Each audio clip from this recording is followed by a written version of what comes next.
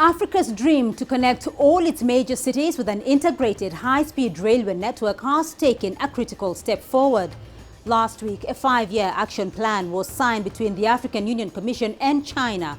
The integrated high-speed train network is a flagship project of Africa's continental Agenda 2063.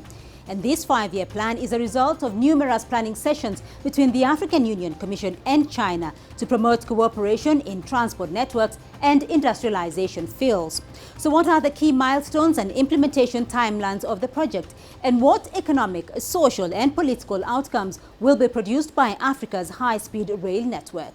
I'm Beatrice Marshall. Welcome to Talk Africa.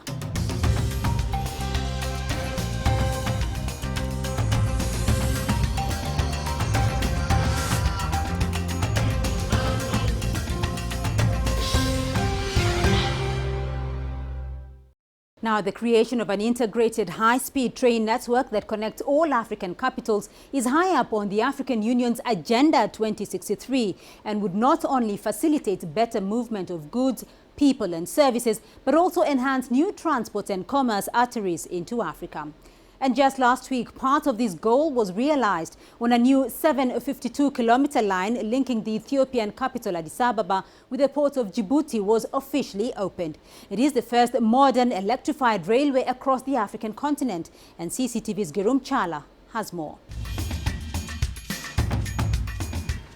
This new rail line is expected to play a significant role in transforming Ethiopia's industrial sector by enhancing the country's imports and exports and cutting travel time for freight and passenger transport. The new railway line will provide Ethiopia with fresh impetus in its push towards becoming a middle-income country. Both international investors as well as domestic investors, there's a very substantial reduction in the cost, the transportation cost, the logistics cost that they used to incur from a cost perspective, but also from an efficiency perspective. In other words, you can now get your goods to the market much quicker. So whoever is placing orders, for example, you're sitting in Europe, textiles, garments, leather, whatever it is that they're buying from Ethiopia, they now can manage their supply chain much more efficiently and much more reliably because they know this train will be there in 10 hours, whereas the trip that used to take by truck 4 days, 5 days, 7 days, 10 days. This $3.4 billion railway line was built by China Railway Engineering Group. Exim Bank of China bankrolled up to 70% of the construction costs, with the Ethiopian government settling the difference. The project has also served to transfer the much-needed technology and skills to Ethiopia's railway transport sector. The main duty of the Ethiopian Railways Corporation, right from its inception, was building a capacity for the nation in the railway industry. In this regard, more than 50 young citizens were trained in Russia, China and England for a Master of Science in Railways Engineering. These are the new leaders of the train industry, together with thousands of other Ethiopians working in operating our trains. The Ethiopia-Djibouti standard gauge railway is the first of its kind on the continent, covering a distance of 656 kilometers and powered by electricity. This modern rail is also part of the regional railway transport integration project connecting Ethiopia, Kenya, Uganda and South Sudan. Regional integration is critical because inter-Africa trade is only about 11-12% of overall trade, only 12%. So in other words, Africa is actually trading outside of the continent. So this actually helps contribute to this agenda that Africa has of increasing regional trade and integration. So if you look at it today, it's Ethiopia-Djibouti. Next time, Lapset from the Kenya port via South Sudan, Ethiopia. This all can be connected to enhance the competitiveness. Ethiopia has ambitions of becoming Africa's manufacturing hub. That goal is already beginning to take shape, with many factories relocating from China. Also setting up shop in Ethiopia are investors from Turkey and India. But many experts will tell you it is the new Ethiopia-Djibouti railway that is likely to significantly bring Ethiopia closer to its industrialization dream. Grumtala CCTV, Addis Ababa, Ethiopia.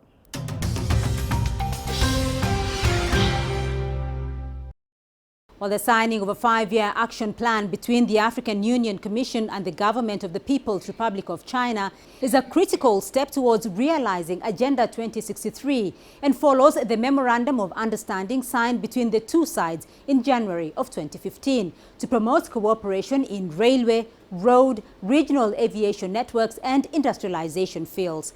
A number of milestones are expected to be realized in the next 5 years, and CCTV spoke to Mukta Yedalji, Director of Infrastructure and Energy at the African Union Commission, to find out what these are.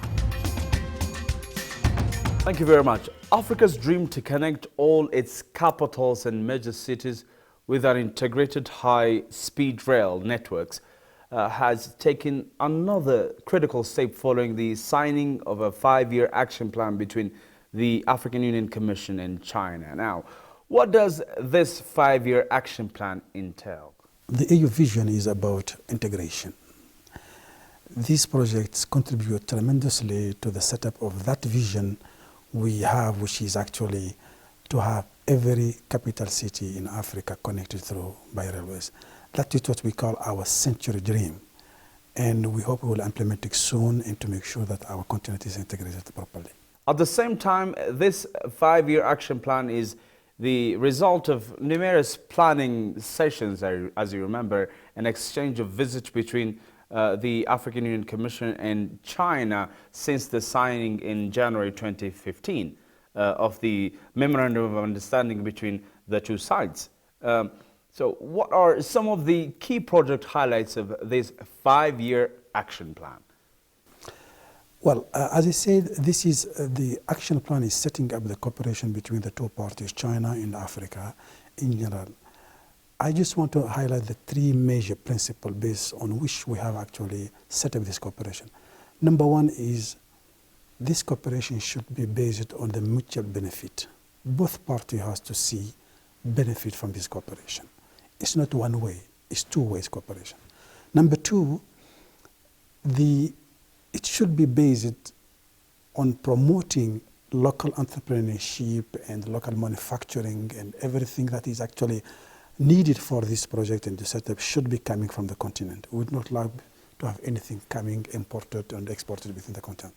Number 3, capacity building and technology transfer. Those are the major 3 principles that actually are driving this 5-year action plan. This integrated high-speed train network is a flagship project of Africa's Continental Agenda 2063, the 50 years plan of the continent. Now, break it down for us, the implementation phase and timelines. That's a very good question, and this is what actually we are still working on. At this point of time, we have set up the framework for the entire project itself, the elements, the component of the project, and soon, as part of the endeavor we are taking, the timeline will be set up soon, and hopefully before the end of the year. The 10 years action plan is setting actually the implementation of the entire flagship project of the African Union.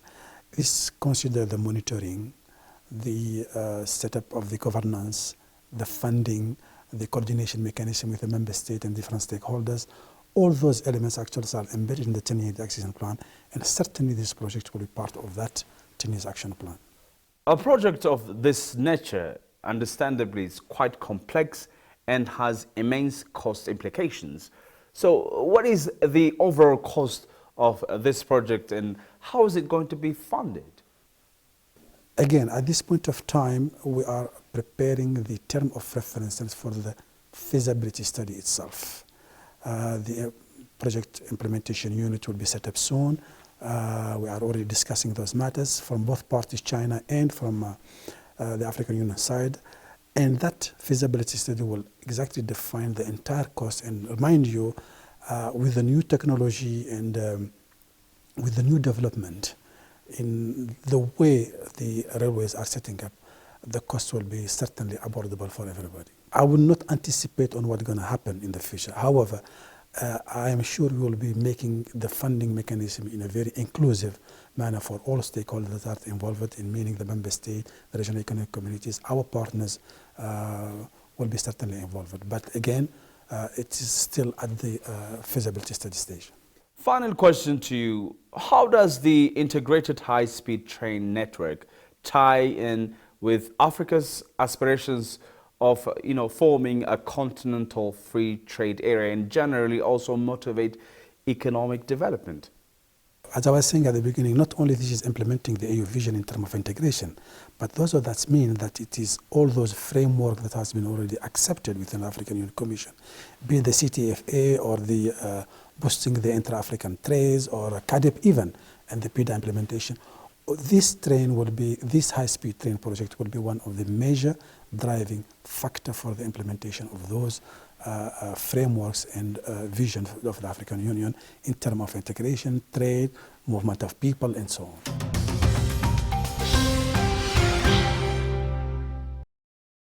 We're going to take a short break on the program, but when we come back, my expert guests will help unpack the potential for high-speed rail networks in Africa.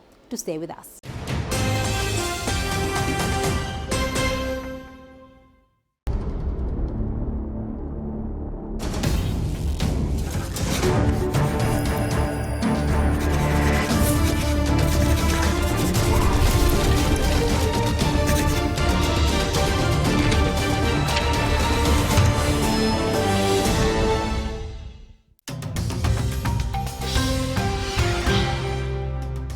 It is to make our country transform and truly make us a middle-income country.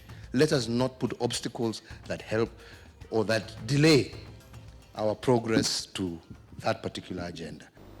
That was Kenyan President Uhuru Kenyatta speaking of the potential of the Kenyan standard gauge railway, expected to be operational by early next year. Welcome back to Talk Africa.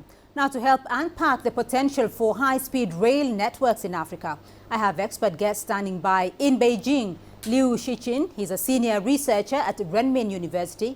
In Lagos, Johnston Chukwu, he's the director at Cowrie Asset Management Limited. And in Johannesburg, Rudolph Duplessis, he's a researcher for the Economic Diplomacy Program at the South African Institute of International Affairs. To you all, thank you for joining in this discussion. Rudolph, I'll start off with you though. Africa's dream to connect all the capitals on the continent from Cape to Cairo, that is becoming a possibility. It is taking shape. First, let me get your thoughts and views on the possibility of an interconnected Africa. The prospects of it are absolutely amazing. I mean, the project that President Kenyatta is referring to is indeed the biggest investment in Kenya's post-colonial history at $7.6 billion. Now, China's definitely stepped up in a way that many traditional Western financiers haven't. And it's invested in Ethiopia and Djibouti. We've seen the recent completion of the railway there. We've heard news of a massive investment made in Tanzania. There are agreements with South Sudan, with South Africa. It's truly an interesting prospect. Johnson, let me just get your views here on that interconnectivity for West African region. Of course, what are your thoughts on that? Well, if you look at the West African market, for instance, you realize that one of the greatest challenges we have in West Africa is because we do not have infrastructure that connects the different countries in West Africa. There is actually supposed to be a trans-Sahara highway that is supposed to run from Central Africa to West Africa. That has been in the pipeline for quite some time. And because of that, we now have a fragmented market in West Africa. It takes, a lot of times, it takes goods to move from one West African country to Europe and back to West Africa for you to transport goods through the seaport, because you do not really have a lot of sea-going vessels that actually move between the West African countries. So it's critical that we build infrastructure in West Africa. We have had a lot on the pipeline for quite some time, but the level of construction is very slow, unlike what you have that just happened in the case of moving from Ethiopia to Djibouti, or what the Kenyans are doing, the standard highway, rail line that is running from Mombasa to Nairobi. Right. The West Africans have been behind in terms of constructing the highways that we need to connect the countries in West Africa. Mr. Liu Shiqing, let me get your perspective here. I mean, this has been described as a very grand project. China building railways, high-speed railways and roads from Cape to Cairo. What is behind China's initiative? I think this initiative shows that China's concept to help the African people to get the same prosperity as the Chinese development in the past 30 years. Because as everybody knows that China has so good relations with the African countries, especially also with many African countries, also very especially with Egypt. So this is a very close connections between these African countries. Rudolph, we just heard the extent of interconnectivity or lack of in West Africa. Let's hear the state of interconnectivity in the Southern African region. Where are we at the moment? In terms of Southern Africa, Southern Africa is actually quite integrated due to colonial infrastructure and a lot of the South African initiatives. However, a lot of the lines are quite dilapidated and in quite a bad state. Further compounding it is that the Southern African railway network doesn't actually connect with the East African railway network. So it's in this regard that we need some very serious investment in terms of interlinking these different economic communities. In South Africa, it's quite possible to take a train from, for example, Johannesburg to Cape Town, but it takes quite a while, and definitely in terms of high-speed railway, it would vastly improve interconnectivity and also internal trade within the region. Right. Mr. Liu, though, a lot of questions are going to be asked about the quality and reliability of the Chinese projects in Africa, particularly because building roads and railways and ports across Africa is going to be, it is a massive venture by the Chinese. What is the state of Chinese quality and reliability of those projects? As we know that China has a rich experience in the building and the construction, the road and also railway in the past years, especially also in African countries. As I remember, 45 years ago, we began to build the first railway in Tanzania because my colleague at that time also involved in the project. I was working in the Ministry of Rail Industry in China. So at that time, I know that China touched a very significant importance for the quality control, and we have a very high level of engineering companies, and we have a very profound management system. So in this way, we put the quality and also management in the first line, that we should not only to build up a railway, but we also have to build up the first class and the first quality of railway to help the African countries there. This is a testimony for China's economy and the technology, because we have to install all these equipments and to train the people, local people there, and to operate these railways by themselves years before or years after. So in this way, the China's technology, China's standard also showed very successful in the years to come. Right. Johnson, is that an issue though in the Western African region, because the Kaduna-Abuja rail in Nigeria has recently been completed? Well, yes. What the Chinese have done so far in West Africa, a couple of those projects are, you could actually say, met world-class standards. Take, for instance, the one you just mentioned, the Kaduna-Abuja standard gauge rail, which is the only standard effective operational standard gauge rail in Nigeria, or in fact in West Africa, was also built by the Chinese, and it's operational as we speak now. And so far, there has not been any complaint about quality. Of course, it's a very new project. There has not been any complaint about quality with respect to that project. There are a couple of other projects that the Chinese are supposed to handle. There's a standard gauge that is supposed to run from Lagos to Kano. That's about 1,300 kilometers of standard gauge rail that also is supposed to be handled by the Chinese, but I don't think any substantial work has started on that. And the government is also planning another corridor, rail corridor that was supposed to run from Lagos to Calabar. I think the Chinese are also being considered for that project. That's obviously drawing from the fact that the Kaduna-Abuja high standard gauge rail was well done. But that notwithstanding, there has always been concerns about quality when it comes to some of the projects that the Chinese have done in West Africa.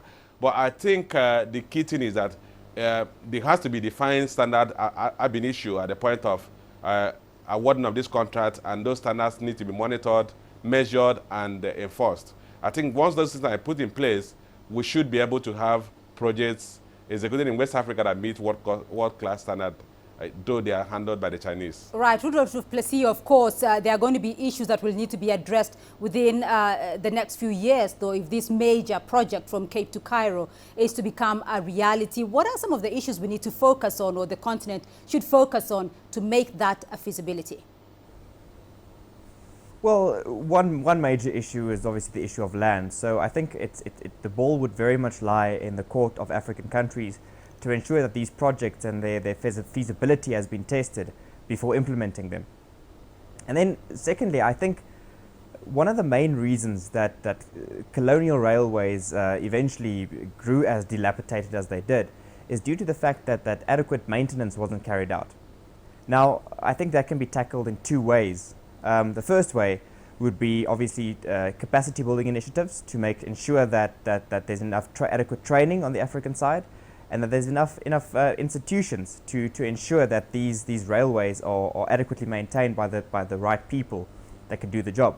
And then secondly, I think it's also important that the feasibility of these railway lines need to be tested very, very thoroughly, because if these lines are not profitable enough and do not see enough traffic, due to maybe market share lost to trucks, for example, there might be the possibility that they might not be affordable, and there might not be the funds to maintain. So it's very important to make sure that there's also incentives for people to use these lines, especially in terms of cargo. But I think it's an exciting prospect, and it can definitely sort of assist Africa in terms of creating scale economies. It will bring in investment.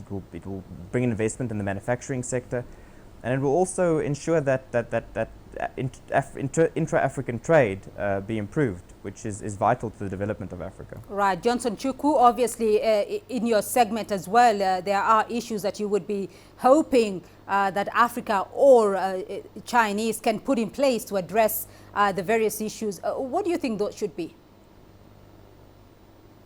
Well, I think one of the things that should be built into the project is that there must be an extended period of post-project management by the construction companies, such that the projects are managed and supervised by the construction companies for a longer period of time. So if there are failures within that period of time, they should be fixed. And then there should also be the issue of knowledge transfer and skills transfer that should be integrated as part of the project, the contracts, such that local skills are developed to subsequently manage those projects. Just like my colleague just said, a lot of the failures we have in the narrow gauge rails were because the process of knowledge transfer was not effective by the time the Europeans were leaving. And Nigerians or Africans who inherited those rail lines did not have the competencies to manage them.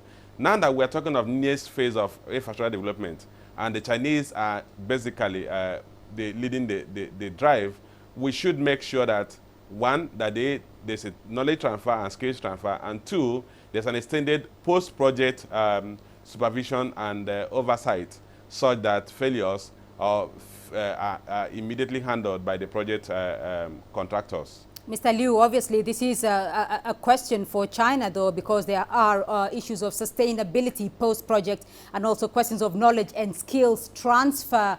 Is this already being built from China, though? Is this already being built into the African projects, into the African perspective? Yes, actually. So we have already built such system in China also for to import or export to African project. As we know that the railway construction, sometimes we say that the construction is more easier, but the most challenge is after the construction, that maintenance is more important to keep the railway in good conditions. As we know that in African countries, you have different weather conditions and geological problems, also human being problems and the training problems. So I think the maintenance will become more acute and more focused in the future. So we hope that also China build up a complete engineering project and a system to help the African companies and help African partners to keep good maintenance and a perfect professional maintenance to keep the railway in good conditions. I think maintenance is even more important for the African countries, especially when we are talking about the localization of the project.